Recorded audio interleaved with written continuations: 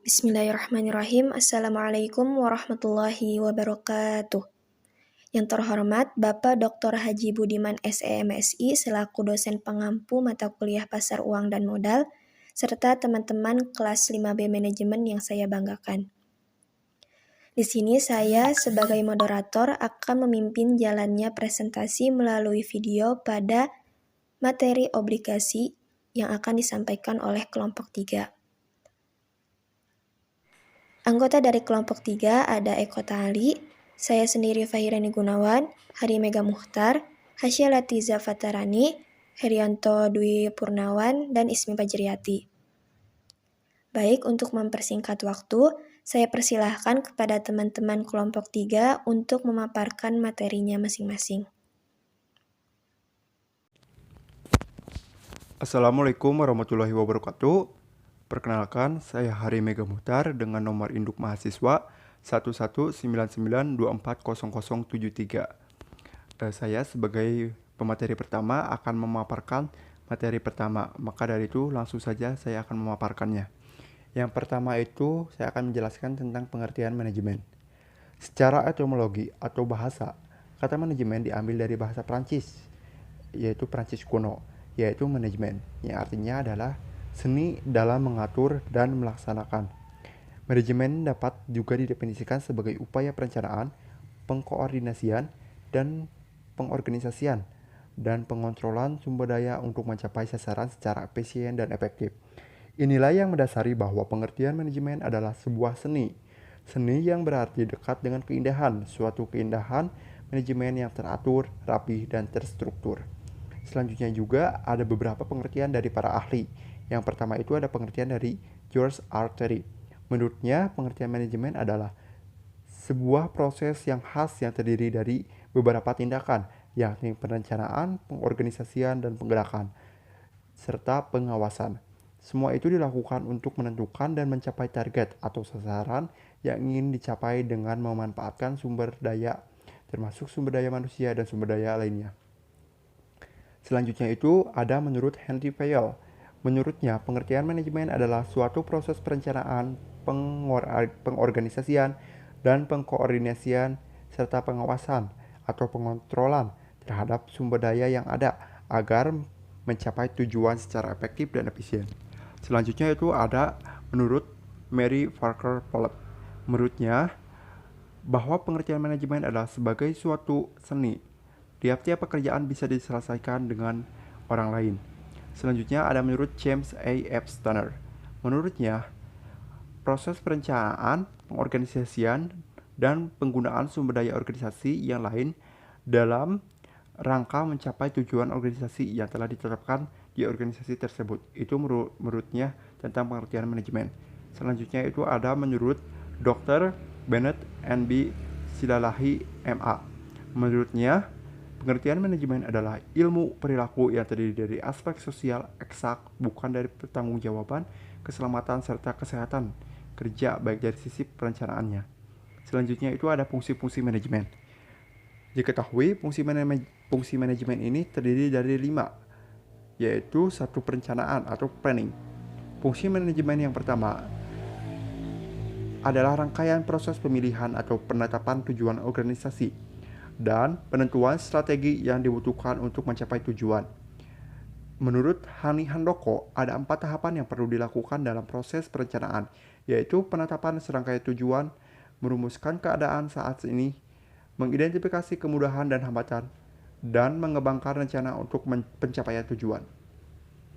Dengan perencanaan, maka dapat dilakukan penilaian alternatif dalam pengambilan keputusan agar mendapatkan pilihan terbaik di antara alternatif lainnya. Dari sisi perusahaan sendiri, manfaat perencanaan diantaranya itu menjadikan pedoman pelaksanaan tujuan, menjamin tercapainya tujuan organisasi, menghindari resiko yang mungkin terjadi di masa yang akan datang, mudah dalam pengawasan, dan juga pengorganisasian. Selanjutnya itu ada fungsi organizing atau pengorganisasian. Adalah rangkaian aktivitas pembagian tugas yang akan dikerjakan, serta proses pengembangan struktur organisasi yang sesuai tujuan perusahaan.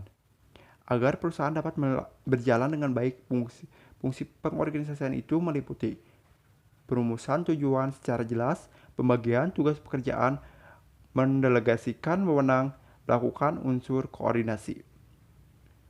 Selanjutnya itu ada fungsi stepping. Fungsi stepping sangat penting dilakukan karena satu atau dua divisi lain di dalam perusahaan punya kebutuhan yang berbeda, sehingga fungsi ini perlu dilakukan. Fungsi ini mencakup beberapa hal, yaitu perencanaan SDM yang sudah tersedia, perekrutan tenaga kerja apabila terdapat kekosongan pada divisi tertentu, proses seleksi calon tenaga kerja yang mendaftar, pengenalan terkait perusahaan serta melakukan orientasi, pelaksanaan kerja, evaluasi kinerja yang telah dilakukan, pemberian reward atau punishment sesuai hasil evaluasi, memberi pengembangan atau jenjang karir. Selanjutnya itu ada fungsi coordinating atau fungsi koordinasi. Fungsi ini bertujuan mengarahkan atau mengendalikan agar pekerjaan semakin efektif dan efisien. Terdapat beberapa aktivitas yang perlu dilakukan perusahaan dalam fungsi ini, yaitu menerapkan dan mengimplementasikan kepemimpinan, bimbingan, atau motivasi terhadap pekerja supaya bekerja secara nyaman, baik dan maksimal. Memberi tugas dan penjelasannya secara rutin terkait dengan job desk atau masalah pekerjaan, dan menjelaskan seluruh kebijakan yang berlaku untuk bekerja dan yang sudah ditetapkan. Selanjutnya ada fungsi yang terakhir, yaitu fungsi controlling atau pengawasan. Tujuan fungsi ini untuk menilai pekerja yang telah dilakukan oleh seluruh sumber daya manusia yang ada di seluruh perusahaan. Fungsi pengawasan sangat penting dilakukan karena fungsi ini menentukan kualitas layanan atau produk yang dihasilkan perusahaan dapat berjalan dengan baik atau tidak. Selanjutnya itu ada unsur-unsur manajemen. Unsur-unsur manajemen terdiri dari 6 unsur, yaitu 1. Manusia atau human. Unsur manajemen yang pertama ini dan yang paling penting ini bertujuan untuk membuat tujuan dan melakukan proses dan mencapai tujuan proses. Proses kerja tidak akan terjadi tanpa unsur manusia di dalamnya. Yang kedua itu uang atau money. Uang adalah unsur manajemen yang berpengaruh karena hasil kegiatan bisa diukur dari jumlah uang yang beredar di perusahaan. Uang juga menjadi alat dalam proses pencapaian tujuan dan dengan penggunaan yang diperhitungkan secara rasional. Penggunaan uang dalam perusahaan sebagai biaya operasional, baik seperti gaji, pembelian dan perawatan alat kantor serta alat lainnya. Yang ketiga itu bahan atau material. Bahan baku atau material sangat vital dalam proses produksi. Perusahaan tidak bisa mengolah sesuatu untuk dijual tanpa adanya bahan baku. Sangat dibutuhkan tenaga ahli untuk mengolah bahan baku agar menjadi barang jadi atau setengah jadi. Sumber daya manusia dan bahan baku berkaitan erat satu sama lain dan tidak bisa dipisahkan. Selanjutnya itu ada mesin. Unsur manajemen selanjutnya ini dibutuhkan untuk melakukan pekerjaan sulit menjadi lebih mudah dan cepat. Penggunaan mesin meningkatkan hasil dan keuntungan, juga membuat proses kerja jadi efektif dan efisien. Tingkat kesalahan manusia atau human error juga bisa ditekan dengan menggunakan mesin, tapi dibutuhkan sumber daya yang andal dan bahan baku yang berkualitas untuk memperoleh hasil yang maksimal. Selanjutnya itu ada metode. Dalam mengelola sesuatu diperlukan metode atau standar operasional produser yang baku. Pekerjaan dapat berjalan dengan efektif dan efisien jika dilakukan dengan metode yang tepat. Suatu metode kerja perlu memperhitungkan sasaran fasilitas, waktu, uang, dan kegiatan bisnis. Metode yang tepat dan baik sebagai salah satu unsur manajemen juga harus dipahami manusia yang menjalankannya. Maksudnya, sebuah metode bisa berjalan dengan baik jika manusia terlibat di dalamnya. Selanjutnya yang keenam, pasar atau market. Konsumen atau pasar adalah elemen penting sebagai unsur manajemen. Tanpa pemasaran, barang tidak laku terjual sebab tidak ada permintaan dan bisa berakibat pada produksi terhenti, bahkan aktivitas perusahaan bisa vakum. Saya Ismi Fajriati dengan NIM 11992400087 akan menjelaskan tentang pengertian pasar uang, pasar modal, dan obligasi. Pengertian pasar uang. Otoritas Jasa Keuangan menyebut pasar uang sebagai pasar instrumen jangka pendek yang dapat dipindah tangankan. Pasar uang juga diartikan sebagai tempat bagi sebuah pihak atau perseorangan untuk dapat meminjam dana dengan tingkat bunga sebagai imbalan atau keuntungan yang ditawarkan kepada pemberi dana. Sedangkan pengertian pasar modal adalah sebuah tempat bertemunya investor dan emiten. Investor dalam pasar modal merupakan pihak yang memiliki dana, sedangkan emiten merupakan pihak yang biasanya berasal dari badan usaha yang membutuhkan modal. Pasar modal cenderung menawarkan pendanaan jangka panjang. Materi selanjutnya yaitu pengertian obligasi.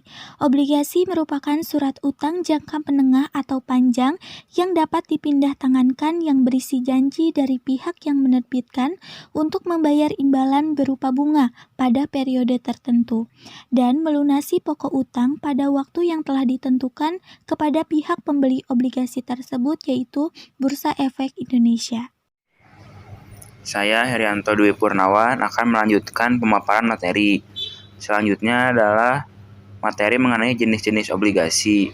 Nah, jenis-jenis obligasi itu pada umumnya ada 3. Yang pertama ada obligasi pemerintah, yaitu obligasi dalam bentuk surat utang negara yang diterbitkan oleh pemerintah. Pemerintah menerbitkan obligasi dengan kupon tetap, obligasi dengan kupon variabel, dan obligasi dengan prinsip syariah. Nah, yang kedua adalah obligasi korporasi. Dan itu obligasi yang berupa surat utang yang diterbitkan oleh korporasi Indonesia, baik BUMN maupun korporasi lainnya. Sama seperti obligasi pemerintah, obligasi korporasi terbagi atas kupon tetap, obligasi dengan kupon variabel, dan obligasi dengan prinsip syariah. Selanjutnya adalah yang terakhir, obligasi retail. Ini tuh obligasi yang diterbitkan oleh pemerintah yang dijual kepada individu atau perseorangan melalui agen penjual yang ditunjuk oleh pemerintah. Biasanya ada beberapa jenis, yaitu ori dan atau suku retail. Nah, selanjutnya adalah materi mengenai perbedaan obligasi dengan saham. Nah, perbedaan yang pertama tuh ada pada batas masa berlakunya. Antara saham dan obligasi itu ada perbedaan dari batas masa berlakunya. Kalau obligasi itu memiliki masa batas waktu yang jelas, misalnya 5 tahun. Kalau saham ini tuh masa berlakunya tidak ada batasan ya. Mungkin sampai batas waktunya tuh sampai sahamnya dijual atau enggak perusahaannya mengalami likuidasi. Nah, kalau dari batas masa berlaku ini bisa dilihat obligasi itu memiliki suatu keuntungan karena jangka waktunya sudah ditentukan. Jadi si investor tuh bisa melakukan investasi yang lain apabila waktu perjanjiannya sudah habis. Jadi apabila mengalami kerugian tetapi jangka waktunya telah berakhir, maka pemiliknya tidak terlibat apa-apa lagi. Nah, perbedaan yang kedua itu ada di tingkat keuntungannya. Perbedaan saham dengan obligasi lainnya adalah tingkat keuntungan yang didapat. Nah, untuk tingkat keuntungannya tuh kalau obligasi setiap bulannya tuh diambil dari bunga yang ditetapkan. Kalau saham tuh keuntungannya diambil dari dividen. Lalu ya perbedaan yang terakhir adalah pajak yang dikenakan. Nah, seperti yang dijelaskan tadi ya, bahwa hasil yang diterima dari saham adalah dividen.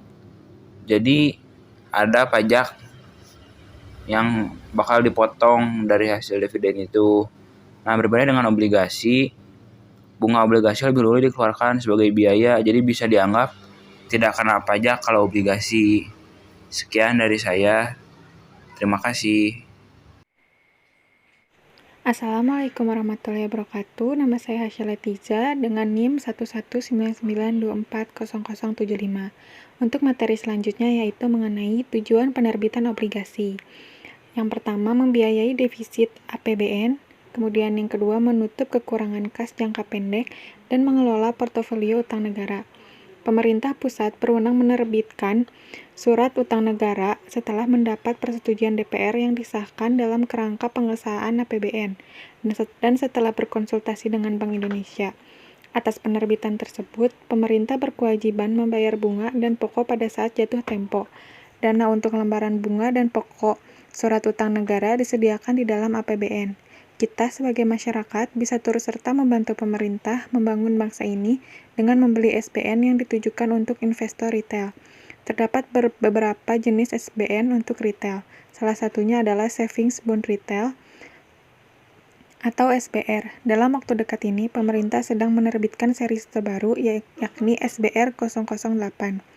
Tujuan penerbitan surat utang negara untuk investor retail yaitu yang pertama, memperluas basis investor di dalam negeri. Yang kedua, menyediakan alternatif instrumen investasi bagi investor retail.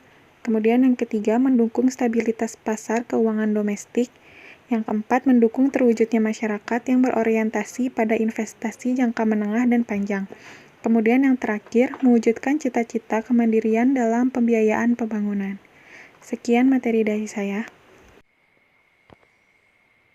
Perkenalkan, nama Eko Ali. Di sini saya akan menjelaskan tentang macam-macam risiko obligasi. Nah, di sini ada beberapa macam risiko pada obligasi yang perlu diketahui investor dan pelaku bisnis. Nah, yang pertama yaitu gagal bayar.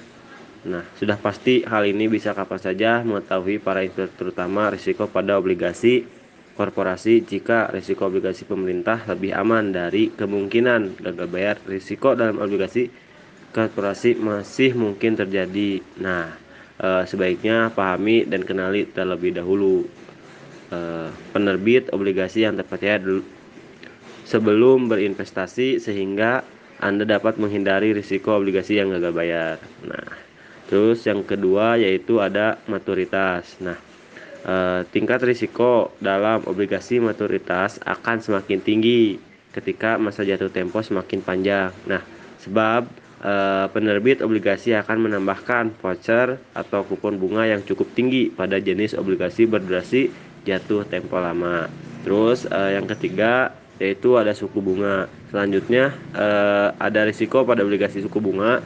Dalam hal ini nilai obligasi akan naik ketika BI rate turun, sedangkan ketika suku bunga bank bertambah, nilai obligasi cenderung lebih rendah gitu. Terus yang selanjutnya yaitu ada peringkat. Nah, pada risiko obligasi peringkat, investasi akan sangat dipengaruhi oleh kondisi lingkungan pasar. Nah, dan posisi peringkat di pasar saham. Nah, sehingga hal ini akan menurunkan permintaan atau nilai obligasi dan sebaliknya secara fluktuatif. Nah, terus yang terakhir yaitu ada likuiditas. Nah, di pasar sekunder, risiko untuk obligasi likuiditas menyebabkan sulitnya obligasi terjual. Apabila permintaan obligasi di pasar cukup tinggi, maka obligasi menjadi liquid atau faktor yang berpengaruh dalam risiko pada obligasi likuiditas. Nah, likuiditas adalah kupon bunga, masa jatuh tempo obligasi serta karakteristik penerbit. Nah, jadi segitu aja gitu ya materi dari macam-macam risiko obligasi. Sekian, makasih. Bismillahirrahmanirrahim, saya Fahirani Gunawan akan menyampaikan materi terakhir mengenai cara menilai obligasi. Nah, sebelumnya saya akan mereview lagi bahwa bagi hasil obligasi itu merupakan pendapatan obligasi yang didapatkan dari hasil obligasi dan juga bunga obligasi. Nah, untuk analisis perhitungan obligasi itu tuh dilakukan untuk menentukan imbalan atas investigasi obligasi. Nah, cara menganalisis perhitungan obligasi ini tuh dapat menggunakan beberapa ukuran yield. Nah, di sini saya akan menjelaskan 4 ukuran yield untuk menilai atau mengukur obligasi. Nah, yang pertama itu ada nominal yield dan current yield. Nah, untuk nominal yield ini tuh merupakan penghasilan bunga kupon tahunan yang dibayarkan pada pemegang obligasi. Nah, tingkat bunga kupon ini tuh dinyatakan sebagai persentase nilai nominal. Untuk rumusnya itu sendiri, yaitu tingkat kupon sama dengan penghasilan bunga tahunan dibagi nilai nominal. Teman-teman bisa lihat di slide PowerPoint yang ada di video ini ya. Nah, untuk current yield-nya itu sendiri adalah penghasilan bunga kupon tahunan dibagi dengan harga pasar obligasi. Nah, untuk rumusnya itu sudah dicantumkan di PowerPoint. Current yield sama dengan penghasilan bunga tahunan dibagi harga pasar obligasi. Kemudian,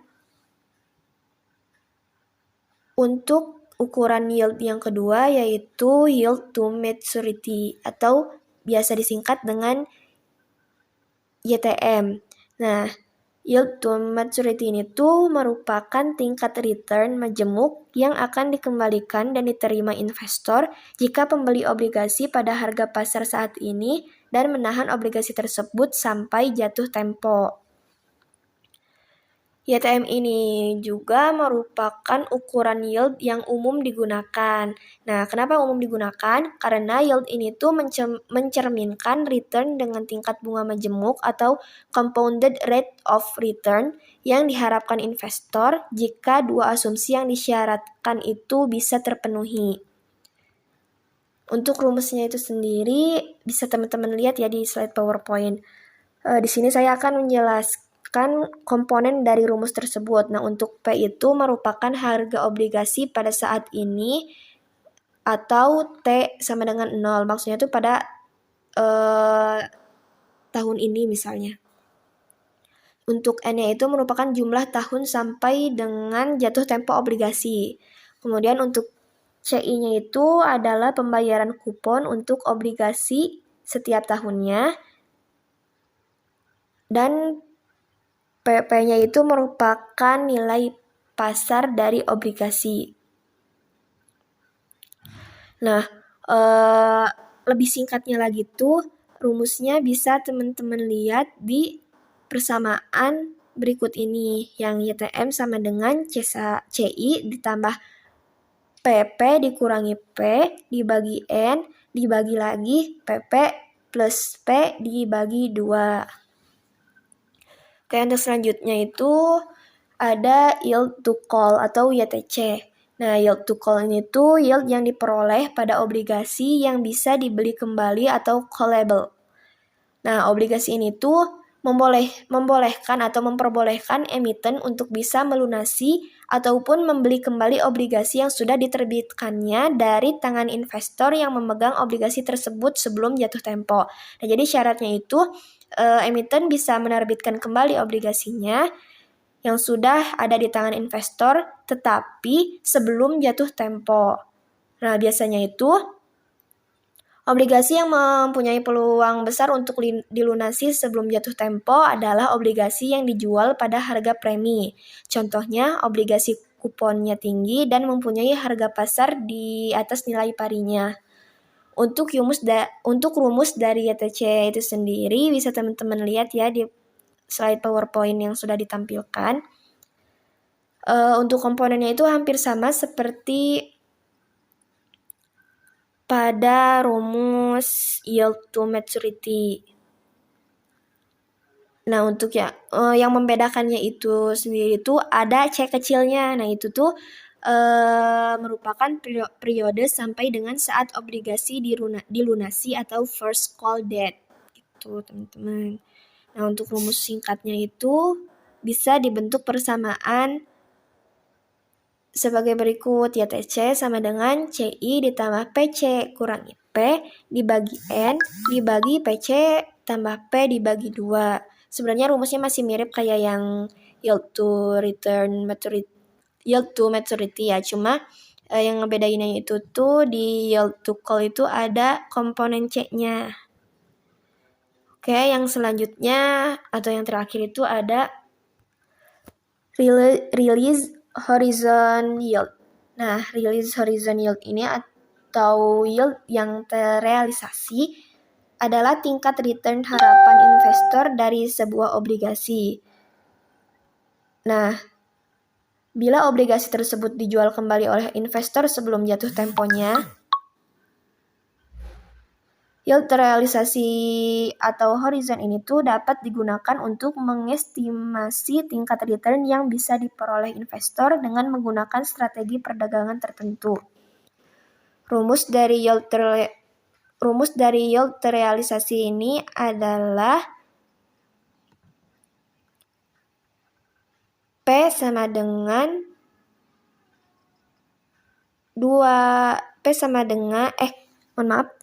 untuk rumusnya itu tuh bisa teman-teman lihat ya di slide PPT-nya di sini. Yang ngebedain dengan rumus-rumus sebelumnya itu ada H-nya. Nah, untuk H itu sendiri merupakan periode investasi obligasi dalam tahun. Kemudian ada CI-nya itu ada pendapatan kupon per tahun, dan ada PF-nya itu merupakan harga jual obligasi di masa yang akan datang. Dari rumus tersebut dapat dibuat persamaan, yaitu RY sama dengan CI ditambah PF dikurangi P dibagi N dibagi PF ditambah P dibagi 2. Kayak gitu ya teman-teman. Kemudian di sini ketika menghitung yield yang terrealisasi itu yang mendekati juga digunakan perhitungan yang sama dengan perkiraan YTC dan YTM. Seperti itu teman-teman. Nah, yang terakhir dari tadi saya kan sudah menjelaskan 4 yield atau cara untuk menganalisis perhitungan obligasi ya. Nah, di sini tuh kelompok kami mempersingkat atau dapat merangkum dari cara menilai obligasi yang sudah dipaparkan tadi. Yang pertama itu ada normal yield dengan kegunaan untuk mengukur tingkat kupon. Kemudian ada current yield dengan kegunaan untuk mengukur tingkat pendapatan sekarang. Yang ketiga itu ada yield to maturity atau YTM untuk mengukur tingkat return harapan jika obligasi disimpan sampai waktu jatuh temponya. Kemudian ada yield to call atau YTC dengan kegunaannya untuk mengukur tingkat return harapan untuk dilunasi atau call sebelum jatuh tempo. Dan yang terakhir itu ada realized horizon yield atau yield yang terrealisasi dengan kegunaan untuk mengukur tingkat return atau tingkat retur. Mungkin cukup sekian yang dapat saya sampaikan untuk materi terakhir mengenai obligasi yang dipaparkan atau yang dipresentasikan oleh kelompok 3. Mohon maaf atas segala kekurangannya. Terima kasih teman-teman. Alhamdulillahirrabbilalamin. Materi dari kelompok 3 mengenai obligasi telah selesai. Saya ucapkan terima kasih banyak kepada teman-teman kelompok 3 yang telah memaparkan materi mengenai obligasi ini dengan sebaik mungkin. Untuk selanjutnya, apabila ada pertanyaan dari teman-teman kelas 5B Manajemen, dipersilahkan untuk diajukan pada virtual meet, yaitu pada hari Selasa nanti. Sekian yang dapat kami sampaikan. Terima kasih banyak atas segala perhatiannya. Mohon maaf atas segala kekurangan dan kesalahan dari kami kelompok 3. Saya tutup presentasi di video kali ini. Wabillahi taufiq wal hidayah. Wassalamualaikum warahmatullahi wabarakatuh.